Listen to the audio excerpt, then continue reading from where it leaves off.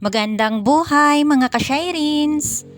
Repeat order ulit mula kay Ma'am Kapin, teacher ng elementary school dito sa aming lugar. Ayan po ay si Ma'am Kapin, isang refer lang ng aking kakilala na dito daw sa akin umorder kasi nga masarap daw ang cake. Ayun. Meron din naman pala nasasarapan sa cake o ano po. So ayun nga, pangatlong order na ni Ma'am ito ngayon. Ibig sabihin, inagustuhan din po niya ang lasa ng aking cake.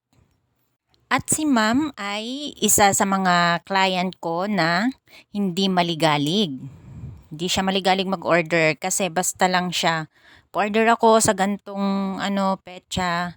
O alam ko na naman kasi pagka kasi itong cake niya, yung 3 beses na umorder siya ng cake, ay pang monthly milestone ng kanyang baby. Ayun, 6 months na yung baby niya ngayon. So, alam ko na kung anong petsa ang kanyang mapera na lang kung iisod niya or i-move ang day o petsa ng kanyang celebration.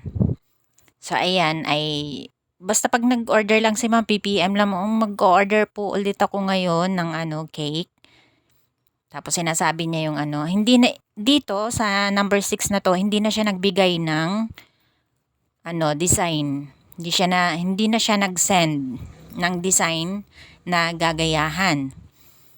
Ang sinabi lang niya, basta black and gray color na may border na yellow. Ayun, ang sabi pa nga niya ay lining daw na yellow. So, nagets ko na si Ma'am, border iyon. So, ayun nga, nung matapos na, ay sinend ko na sa kanya yung aking finished product. At ayan nga yung aking nagawa. And then, nag-heart react naman si Ma'am at nagpa-thank you. Ibig sabihin ay nagustuhan din ang aking design na ginawa.